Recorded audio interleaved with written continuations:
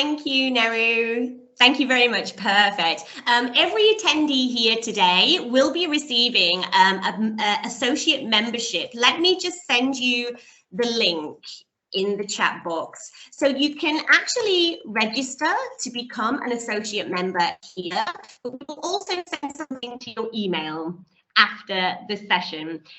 Now we're going to move on to a few Q&As. So how are we going to do this, Nehru? Are we going from the comment section? Sorry, Wonderful. hold on. Yeah, okay, my mic. I thought I muted my mic. So can I ask the question? There was a lot of questions that I picked up from the Q&A just now. So perhaps I'll redirect these questions to Abdullah and Joshua and Doaa and Corrine. So any one of you can answer this depending on the type of question. Let me start from the first question that I received. First one is not really a question, but it's a statement from Parama. I think it's pretty valid, right? He says, in my opinion, one of the main reasons for PMO failure is the lack of portfolio thinking when structuring strategic objective, introducing difficulty in defining programs and projects, leading to difficulty in tracking and managing initiatives and projects, right? So that was Parama's comment, which I think is really valid. Joshua, from your experience, what would you like to comment to Parama, and also Abdullah after that? No, absolutely. I think that's a really good point, right? And, those strategic objectives need to be clearly communicated and be measurable from the start. And that's the job of the PMO, right? So that's where the value comes in from the project outcomes, right? So if that's not communicated, that's not clearly set at the beginning, then the project does not extract the full value, or what some other organizations call benefits. And that is the job of the PMO. Good point. Thanks. Abdullah? Yeah, Dr. Joshua already answered perfectly. I'm not going to let you go by saying everything Dr. Joshua already answered.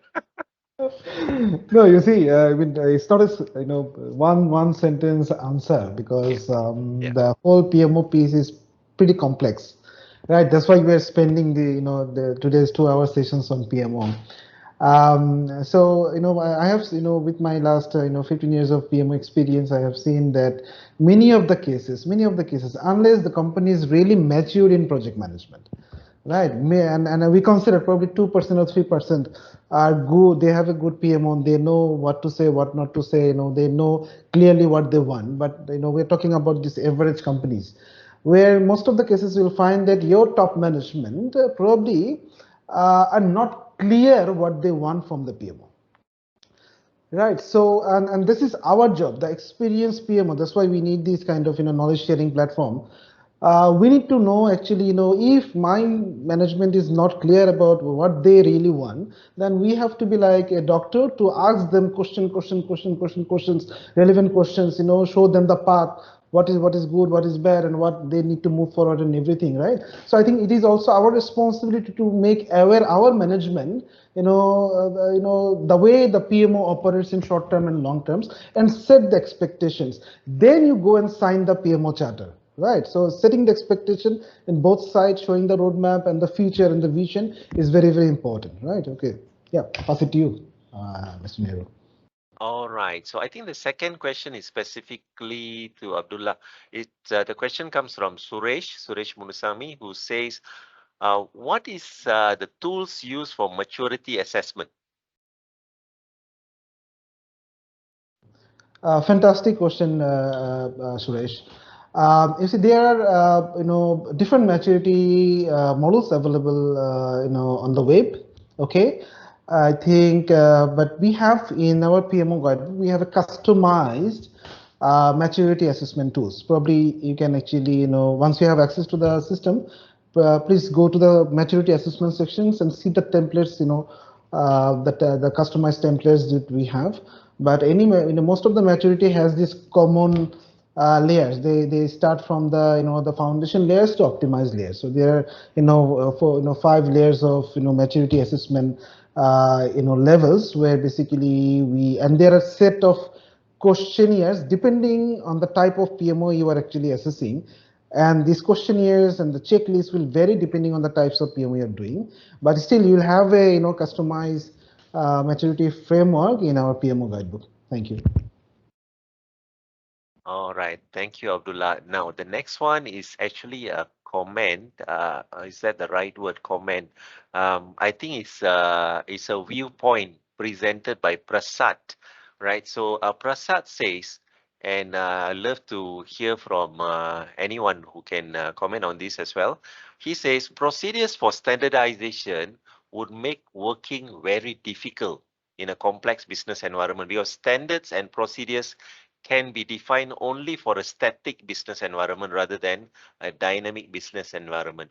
So instead, we need to help team evolve on their own processes that work in their particular business environment. What do you think, Abdullah?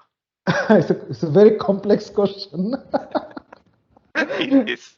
Yeah. So to me, I always see from a different point of view. The point of view is that if you are a country, you need some laws and regulations, right?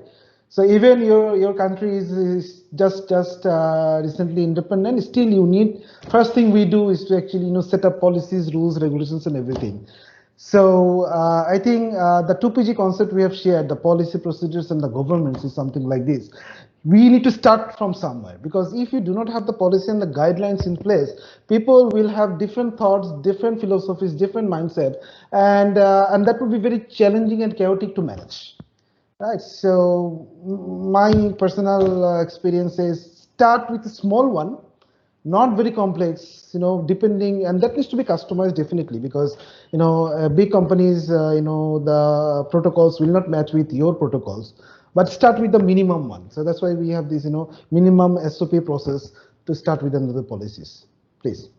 All right. So the next one, this is a message for Corrine. Corrine, I can't meet the 2 minutes deadline.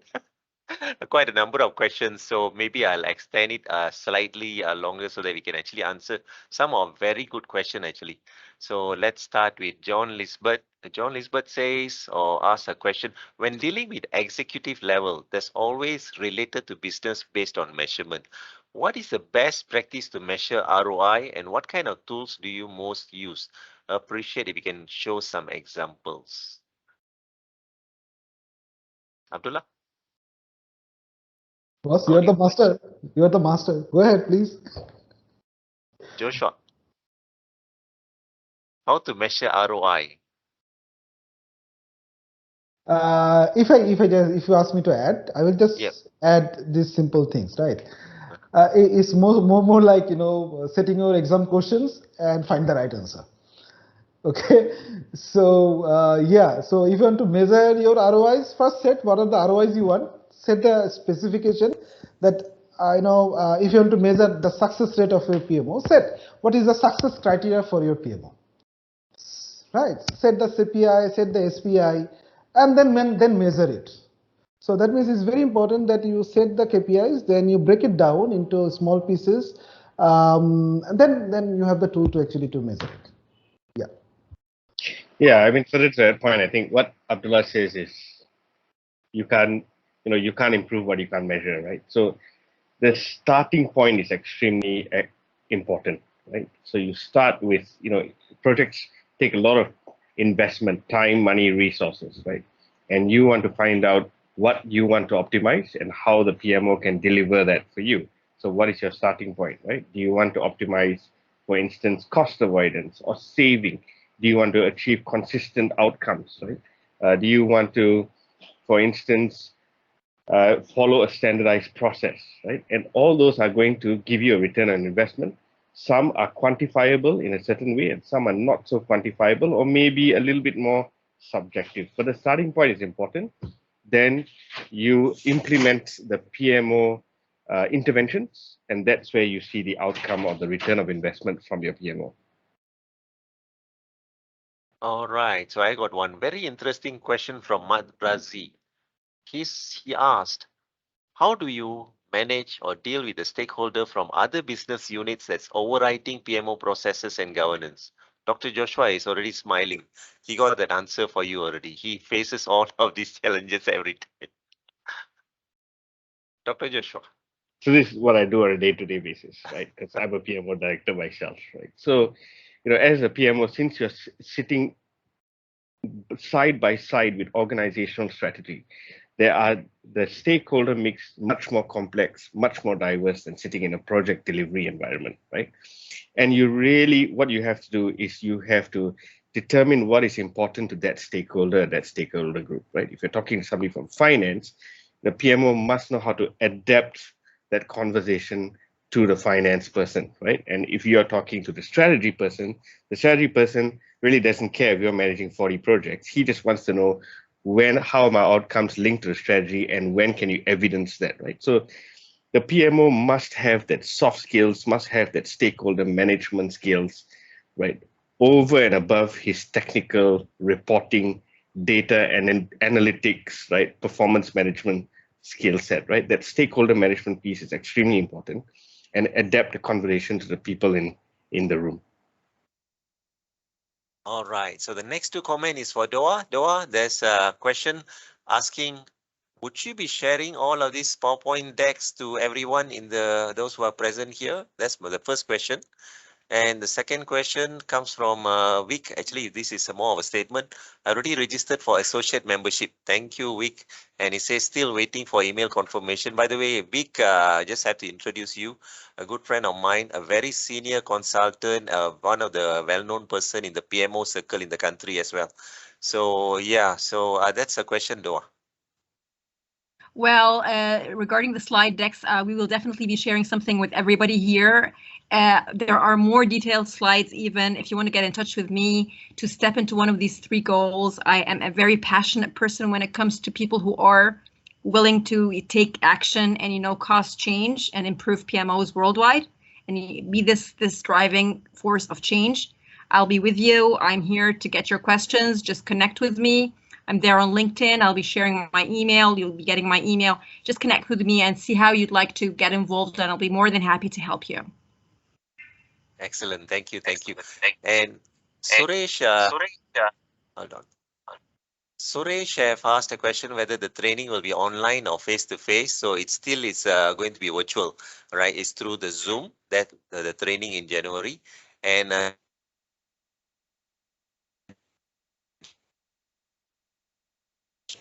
reporting measurement, and I'll join the training. All right, John, I will definitely share with you. I have your email address, so let's have that, all those informations offline as well. I'll provide you with all those informations that you asked for. All right, and then if you have a PMO, okay, that's how it gets tricky. PMO. May I know what's the minimum requirement to enroll for CB-PMO? Tiago. So the minimal required to enroll for CB-PMO is basically having 5 years of experience and attending the 21 hours for the PMO training, CB-PMO training course, which you just announced, Nehru, that's going to be coming up, through you. So they just need to be realistic. They need these experience years to get the grip of what you're going to be telling them, or like the guidance that you're going to be giving them. Right. Is the question bank provided by practices for practices purpose? Definitely. That's part of the package that I mentioned earlier, right? So yeah, the question bank will be provided to you. And is CB-PMO an affiliate or associate to PMI? Abdullah. Two separate entities, yeah? Two separate entities performing two separate functions, right? One for project managers, for them to become a project manager. But here we are looking at project management office at the more higher level, managing organizational project and organizational strategies. That's two different entities. All right, and what is the exam format? Same as PMI? No, much more easier. That's all I could say. much more easier. Now the PMP exams is one of the toughest, I'm sure you know by now. All right, but PMO CB-PMO is much more easier. If you have the relevant experience, just to tip that off. All right, yeah, correct. Yeah, told. Nehru, why don't you share your CB-PMO exam experience? How was it? It was not easy, isn't it? To be honest, unlike PMI exams, well, even for PMP exam, for me, after I finished my studies, that 5 days training, just within 2 weeks, I took my PMP. All right, but some they go through 1 month, 3 months, or even more than that, right, to prepare for the PMP exam. For CB-PMO, it's just about 1 week. All right, after I finished my training, it was just 1 week, and the questions are not tough. Not after going through all the PMP trainings and CAPM and training, I was like, what is this? It's too easy. All right, so yeah, it was pretty straightforward, and even the guide, the PMO framework, it's straightforward, simple English. It's not a 977 pages, right? It's a pretty simple and straightforward document, easy to read. Pleasure reading. That's my experience. Yeah, that's that book, the one that Doaa is holding. Do you need relevant experience in project management before going for CB-PMO? Definitely, you need that, right? Definitely you require that.